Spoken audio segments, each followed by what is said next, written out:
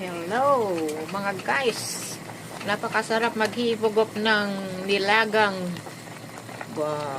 bones ng baboy dahil napakalamig ng panahon ngayon dito sa Hong Kong.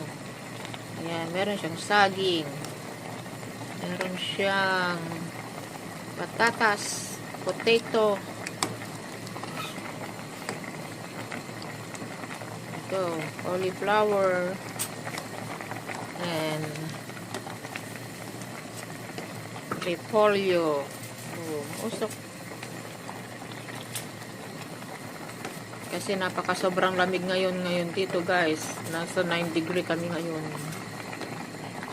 Malamig sa Hong Kong. Kaya masarap maghigop ng sabaw. Nilagang buto ribs. Ayan.